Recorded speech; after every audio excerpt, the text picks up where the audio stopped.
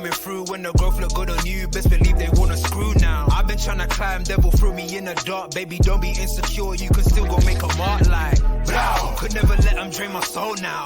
Blow. Table turning like doorknobs, wow. Blow. I think I'm about to set sail. I'm a walking, living legend, walking with my chest out. Life keeps dealing me cards, I keep feeling it.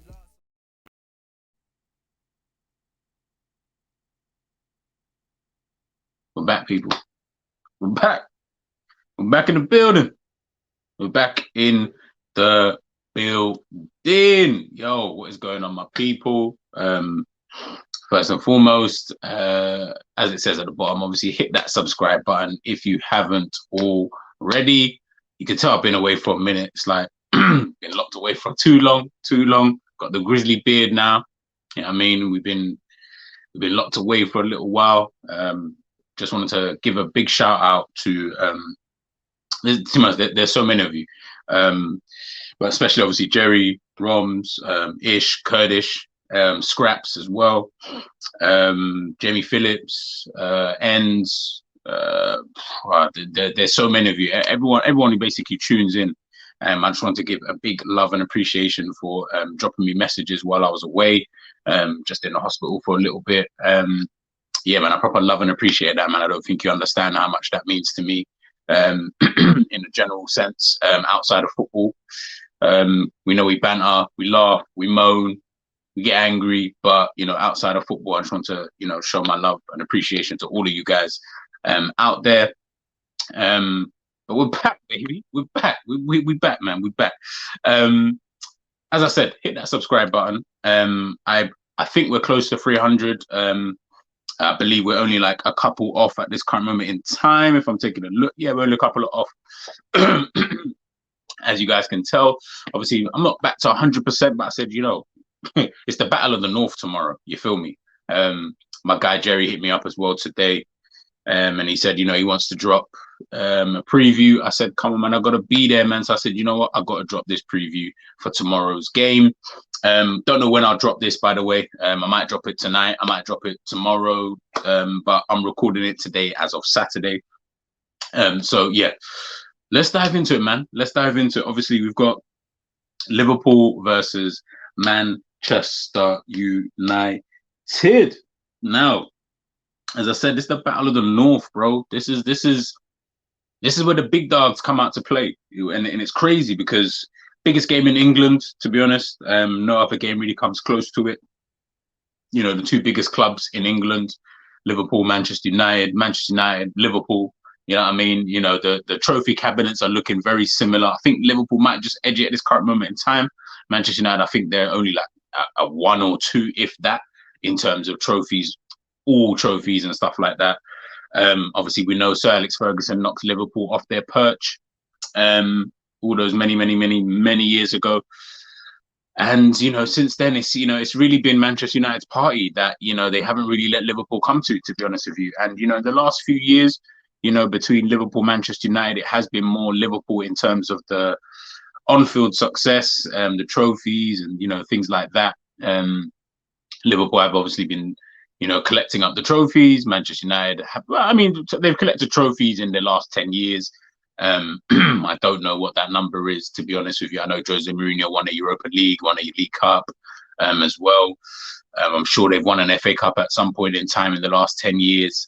But, you know, under Jurgen Klopp, Liverpool have just kind of rounded up everything. Only once, but, you know, we've rounded up everything. But this is a game that's just steeped in rivalry, man. This is a game that's just steeped in history. It doesn't even matter where both teams are. When Liverpool were absolutely stinky for the last like 30 years anyway, you know, Manchester United were doing their thing. It was always a big game. Like, you always just felt that it was just a big game. And you hear about, you know, when Gary Neville talks about, even Roy Keane, any Man United kind of player, when they talk about it, especially when they come into Anfield as well, yo, they know Wagwan when they come there. You know what I mean? It's not a joke thing. It's not as much as they were the big brothers at the end of the day. They were the top dogs, and, you know, you got to hold your hands up to them. They were the big kahunas, as I like to say. But ultimately, they knew it was always going to be a battle coming to the little brothers' ground. You know, it's always going to be scrappy when we get there. You never know what might happen. We pull out some shock victories, you know, over the years. I remember the Dirk Kuyt hat trick. You know, the 2013-14 season, you know, I remember, you know, there's been games 08-09, you know, Torres and versus Vidic and Rio, you know, dunking on them like there was no tomorrow. So, you know, we've had our periods, you know, 2001 as well when we won the treble. You know, we've had our games. But obviously ultimately Manchester United have obviously been on top. And this season, we've obviously faced Manchester United already. They beat us 2-1 early part of the season. Now coming into this game, I think this one's a pretty interesting one. I think this one's an interesting one. Because the reality is Manchester United come into this game as favourites, in my opinion. Anyway, they come into this game as favourites. Even though they are coming to Anfield, I would still put them down as favourites. I wouldn't really have Liverpool down as favourites. Liverpool have been, it's a bit too janky for me to be saying that they're favourites, even though they are at home. I just think Liverpool, if you looked at both sides, how they've performed this season, you would have to say Manchester United, obviously, with the way that they've performed, you know, in the season. You know, some of the victories that they've gotten, especially as of recently, you know, against Barcelona as well, you know, getting through to the next round of the Europa League. And I think when I look at all of these kind of things, I think to myself, you know, they've got players in ascendancy. You know, your Rashfords, your Garnachos, your Bruno Fernandes, you know, Lisandro Martinez, Rafael Varane, you know, Luke Shaw, even Fred. You know, like, you know, they've got players who are playing who are in good form at this current moment in time. Obviously, none more so than Marcus Rashford, and that's actually one player I wanted to talk about. But before we even get into that, let's take a little look at, you know, the last few results of both teams. Obviously, this is United beat West Ham 3-1, Newcastle 2-0, Barca 2-1, Leicester 3-0, drew 2-2 Barca, Leeds 2-0, drew with I think that was against Leeds, you know. And then we take a look, you know, at Liverpool's last few results. When I see red, it bugs me. Liverpool obviously beat Wolves in last game 2-0, drew with Palace, lost to Madrid, beat Newcastle, beat Everton, lost to Wolves, lost to Brighton. You know, so straight off the rip, you can see that they're coming into this game with a lot more teeth, a lot more metal, if I'm being totally honest with you. And look, at the end of the day, you know, it's a rivalry kind of game. It's one of them games where you can say form can go out the window, because ultimately it probably doesn't really matter. I mean, unless one of the teams is doing really, really badly, and I guess you would probably say that that's us at this current moment in time, which is funny when you look at the league table, actually. We're not even doing well.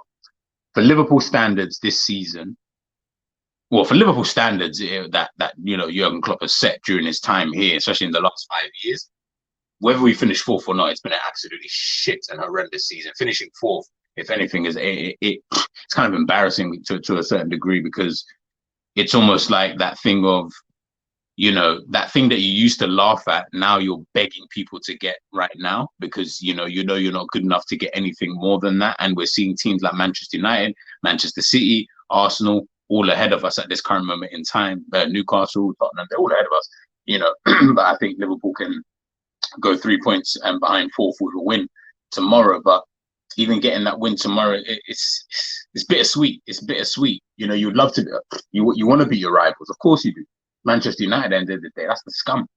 That's the scum right there. You know, my whole life has been spent watching these guys fucking pick up trophies, trebles, back to back, back to back, back to back, back to backs. Like it's just been embarrassing, you know. And then to see how they've been in like the last like 5 years, and then to see them this season, you know, from a football, you guys know I'm a football fan first. I think from a football perspective, yeah, they look good. You know, I think the manager, the tactics that he's employed, and the way that he's got Marcus Rashford playing, the way that he's got Bruno Fernandes playing, the way that he's got the team playing in a general sense with, you know, Casemiro and Eriksen in there, the cohesive unit. Now he's got Sabitzer in there. You know, the way that Lisandro Martinez is kind of taking that leadership role, Varane with his leadership role, but the cool calmness of that, you know, it just seems to have spread all across the team. And what you're seeing from Manchester United at this current moment in time is a vibrant team. What you're seeing from Manchester United is a team that are looking forward. Again, you add in the sprinkles of players like Garnacho, you know, someone who's young, vibrant, making his way into the game, someone who looks like, okay, this could be something. You know, this could be something. I don't want to get too gassed on him. He's not my player. I couldn't really care less if he broke down tomorrow. But, you know, when you look at him just as a player, you know, you think to yourself, wow, this is a really exciting player. You know, this is someone that when you look at young players, it's a little bit of jealousy, when I look at Liverpool, because Liverpool don't have any real young players that I look at and I think, oh, this, you've got Bajcetic, but when I look at like a Bajcetic and I look at like a Garnacho, I don't get the same level of excitement. I don't get that, oh my goodness, it's just more, yeah, well, he's our young player. He can do certain things and, he's a good young player at that. But when I look at Garnacho, I feel excited. I feel like, yeah, this is a guy who looks like he could potentially go on levels and levels. Again, Bajcetic, we'll wait and see, obviously, with that. And I think right now, whether the pendulum is going to swing back in Manchester United's favour, and I just mean, forget tomorrow's game, just in a general sense, they just picked up the Carabao Cup as well. The same trophy that we was absolutely lauding everybody about last season. They picked that up this season. They're still in all the other competitions.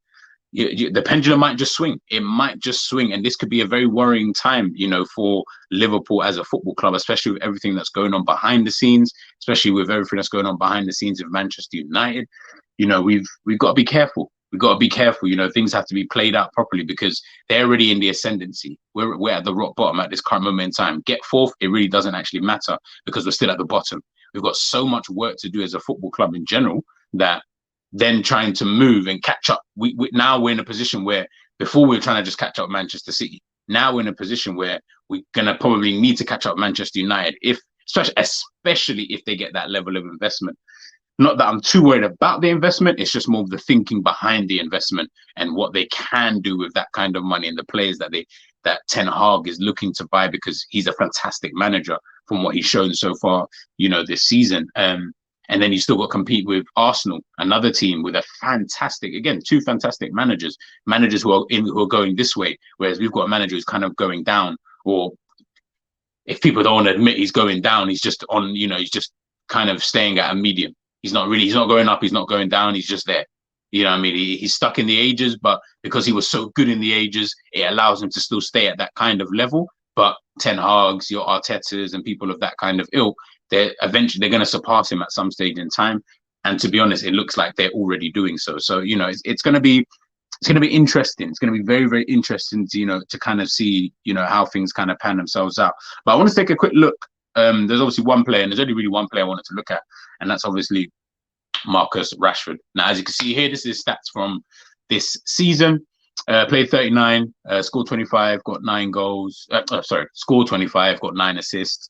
Now, obviously, people are saying, Rashford having a season, brilliant season, which I think he is. I think if I had to pick a player of the season, it would probably be, off the top of the dome, it'd probably be him. I can't think of many other players who are performing very, very well. Again, all subjective. There are a lot of other players out there who you may or may not pick, but he's definitely one that I think of, the back of my head. Now, I see a lot of people, a lot of people, and I think, I don't know if people are just getting butthurt or I don't know what it is, but I see people comparing, Rashford obviously with Salah. Now we know Salah's scored over 20, I think he scored 20 goals this season, and he's been in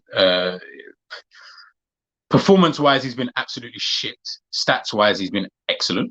I think that's probably the best way to really say it. Now, this is where I say stats, GAs and stuff like this. This is where it gets a bit murky because it just depends on how you want to use them. Now, again, when you compare Mo Salah stats to Rashford stats, they're quite similar, to be honest with you. They're not even that far off, if I'm being totally honest. But obviously the perception is Marcus Rashford is having this amazing season and Mo Salah is having this really, really shit season. Obviously, the two teams are in parallel. They're not in parallel to each other. So, of course, one's here, one's down there. So, of course, it's going to, I guess, be perceived that way, which I totally understand. But I think what people need to start doing is you need to start looking at the performance of the player. You need to start looking at the levels of the player that they are currently at, the levels that they've set, and all these little metrics and all these little things, they all come into play. Now, when you look at Marcus Rashford, you've got to look at where he's actually come from. So where he's come from to where he is today, he's gone up a level. Whatever level you thought he was at, whatever that is, he's gone up a level now to what to what he was at before. Whatever level you thought that, whether you thought he was just a good player, whatever that was, he's gone up a level. And he's now performing week in, week out, getting the goals, being one of the main contributors to why the team is doing well. When you look at Mo Salah, the difference is that Mo Salah will always remain one of the main contributing factors to why Liverpool will win games, i.e., score a goal or get himself an assist. But when you're looking at the performance of this player, if you don't watch the 90 minutes, you will start getting the two confused and start thinking, well, Mo Salah is just the same as Marcus Rashford. He's got the same. And this is why I say stats, goals, and assists, they get a bit murky. Because for me, Marcus Rashford has been light years ahead of Mo Salah. Light years. It's not even close. It's not even a close set thing. But when you look at the stats will show you.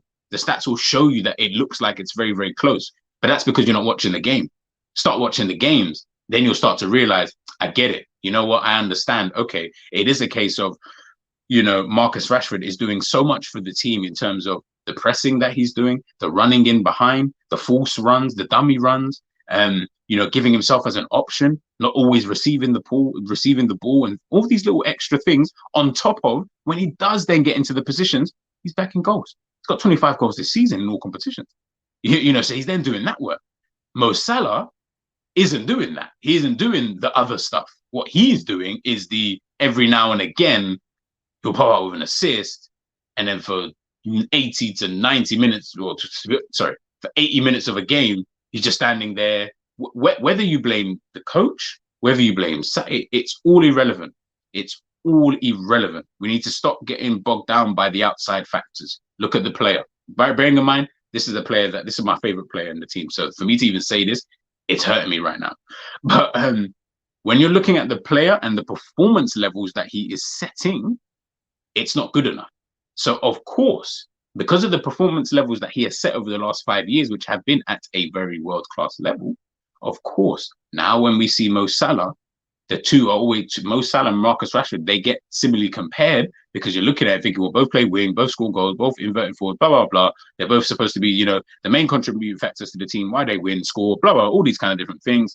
One's doing it week in, week out, week in, week out, week in, week out. The other one's not really doing it week in, week out, but he's got the stats to back it up. Well, the stats, if you really look at it, he's got hat-tricks here, he's got 2 goals there, 2 goals there. It comes in patchy form. So the stats are going to marry up at some point in time, but he's not doing it consistently. And I think that for me is always going to be the key, and it's always going to be the difference. And that's why I look at a Marcus Rashford and I look at Mo Salah, and I say, obviously picking between the two, if you had to just pick between the two right now, I'm going Marcus Rashford every day of the week right now.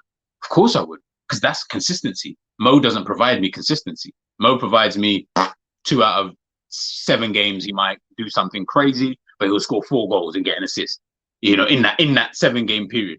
And then you're like, okay, fair enough. But whereas Rashford will probably get you the 7 goals, but it'll be a goal a game, and he's got the performance to go behind it. And I think that's the problem with Mo at the moment, is that Mo is, for me, from what I've seen of Mo Salah over these last 5 years, he's acting like his shit don't stink. Whereas Marcus Rashford, you can tell this is a player who's hungry. This is a player who's moving forward. This is a player who's not really sulking. This is a player who's trying to better himself. Mo, at the moment, is following the team's trend, which is feel sorry for yourself. When we're not playing well, as long as I scored a goal, it is what it is, kind of thing. I got mad. I got mad, so we good, right? But that's not what I and a lot of other people are expecting from someone who we pay 350 grand a week. We expect you to be putting in the same performance levels that even a Darwin Núñez is putting in. Darwin Núñez is putting in better performances, but he doesn't have the same goals and assists. Why is that? Obviously, Mo's a better player, a way better player. So of course it's not gonna happen. But he's putting in better performances though.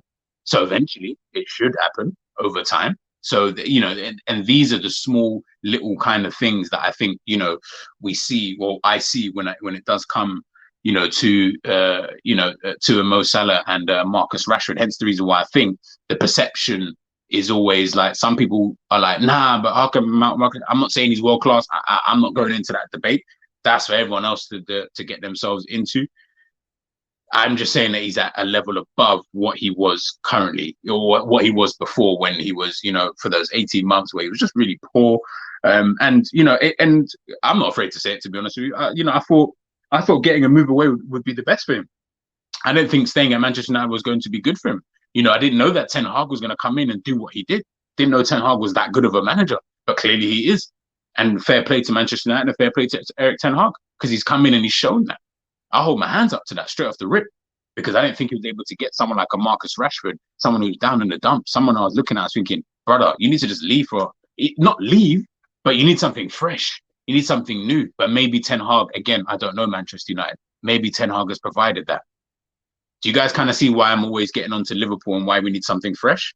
Why we need something new?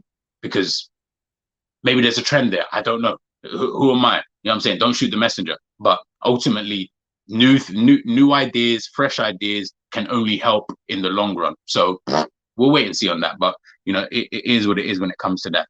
Take a look at obviously Marcus Rashford's heat map here. You can see obviously plays down that left-hand side, sometimes can play, you know, through the middle. Just depends on what Ten Hag kind of wants to do for the game in itself. I don't know how he's going to play it. I don't know who he's going to play up top. Haven't really read Manchester United news, but if he's going to play down that left-hand side, you know, I have this weird feeling Jordan Henderson and what's his name, Trent, obviously is going to play down that side. Trent does not have a good time against Marcus Rashford. He never has. Never ever has. I can't even remember a good game he's had against. Even when we won the 5-0 and all of that kind of, I can't even really remember too many times in terms of an overall game that Rashford or that Trent has had a good game over, you know, a Marcus Rashford. You know, I think Rashford has got his number.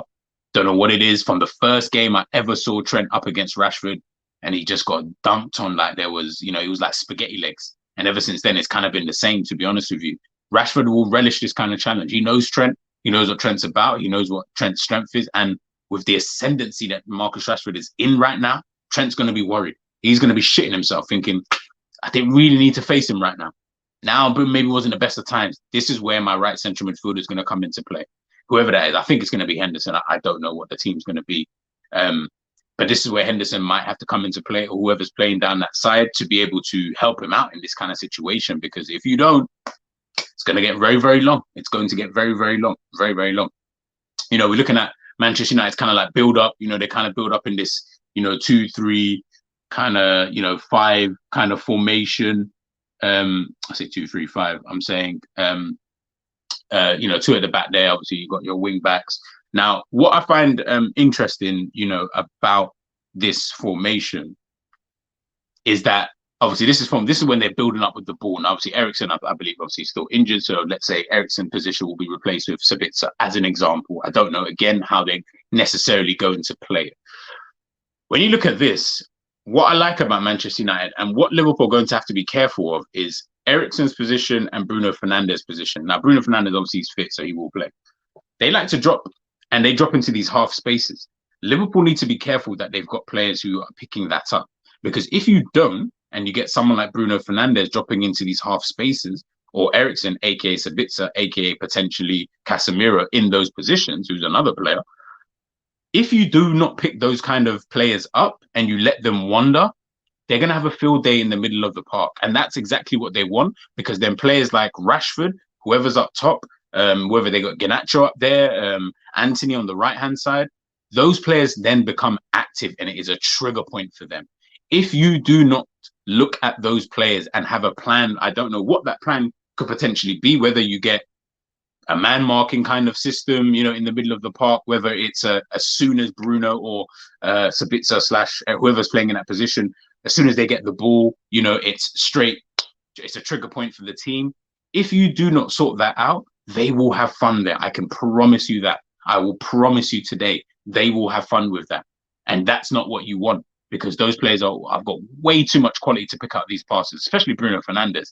You know, Bruno Fernandes can pick out a pass, and Bruno Fernandes is someone who likes to drift. He might stay on the right, might come in field, help out when the team is defending and stuff like that. But he's someone who likes to arrive late in the box, and he's definitely someone you don't want to be shooting from outside the box. So he's going to need to be someone that you're quite wary of, especially when he gets past that center circle. Okay, cool. Where's he picking up the ball? Where's he looking to go? Okay, is he looking for Rashford? Is he looking for Garnacho? Is he looking for Anthony? They've got way too many options in there. And if they then decide to even play maybe a Weghorst against, you know, a Van Dijk, which I can see them doing, get someone like Weghorst, you know, pinning against a Van Dijk, which takes Van Dijk out of the game, Liverpool's defense is all over the gap. They won't be able to handle that. And once they do things like that, it's game kind of done. Again, like I said, it all kind of depends on how they kind of set themselves up. Again, This is them. This is just the lineup that they've had, at some point this season. Casemiro obviously as the DM, Eriksen there just a bit ahead of him with Fernandes potentially playing in the hole, Rashford, and then Antony and Martial. Again, the formation might stay the same. The players will obviously maybe differ. So I know some players are injured, so Sabitzer probably get thrown in there potentially. Fred is another one who I can see potentially in a game like this as well. Fred might actually be a very good option for them, which allows Casemiro to maybe play in that central midfield position. Casemiro is another player you really don't want to give to. This is a player, from the Real Madrid school. You don't want to give this guy time. You don't want to give this guy time. You don't want to give him the kind of time that we give midfielders this season. Now, obviously, we're gonna have Bajcetic and stuff like that in there. He's like a little rat. He's like the little nuisance brother. He's like, it will annoy you just in that middle of the park, and he's really good on the ball as well. So, it might help us in this situation. But if it's not done well, I'm gonna get another think piece from bloody Bajcetic telling me about how great Modric is and how he's so precious. I don't give a fuck about none of that. Get in on him. I need you to get in on these players. I need you to be on these players. Stop being in awe of them. I don't care how old you are. I don't care. You're on the pitch now. You're a big boy now. I need you on the pitch and wondering, how do I stop these guys? I need to rattle them in any way. Whether it's I kick him down, I kick him down. Cool. He now knows who I am. He knows I can. Let me not get too close to this guy. I don't want to be hearing about an interview that you're doing after telling me about how great Modric is. I don't care about that. Why are you telling me about how great Modric is? Let's worry about how we can actually stop him. Because it seems to me that you're spending too much time being in awe of these players than you are actually trying to stop these players. Players like Casemiro, Fernandes, Sabitzer, in the middle of the park. Players like that who cannot give time. That's a better midfield. That's a way better midfield than we could ever have. So already by default, that's a better midfield. So once they've already got that, if they know how to use that midfield, which I think Ten Hag is going to be able to do, it's going to be a tricky game. Now, where we will win, I feel, is the only way Liverpool can win. Excuse me. The only way Liverpool can win is via intensity. That is the only way Liverpool can win games, is via intensity. If they can get more intensity than the opposition, then they will probably win. If they can't, then they will probably lose. And I think that's where Ten Hag might try to suck the intensity out of the game. The crowd and all these kind of various different things. I think he's clever enough to do that. So it's going to be an interesting game to see, how things kind of pan out.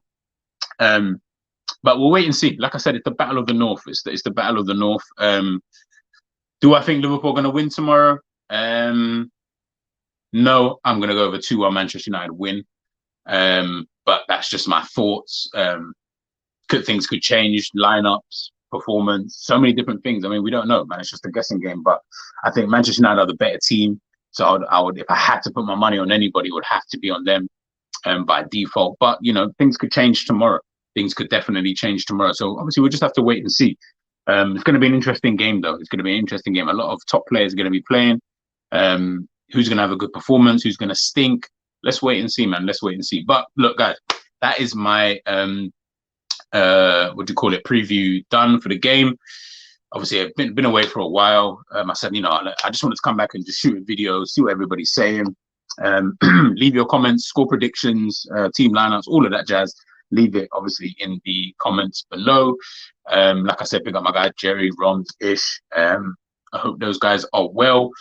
Make sure you guys obviously head over to the Jerry James show. He will be doing a preview. If I drop this video after that preview, then make sure you go back and watch the preview of the Liverpool Manchester United game. Just in case I drop this video afterwards. I'm going to go Manchester United win 2-1. I think Rashford will score twice. I think I'm going to go Rashford twice and Darwin Núñez will score for Liverpool. I think Darwin Núñez will score for Liverpool. But let's wait and see, man. Let's wait and see. Guys, big up your damn self. Please hit that subscribe button on the way out. Please hit that like button if you do like the videos. And I'll see you guys soon, man. We've got so much content to bring you guys. I'm G. I'm out, man.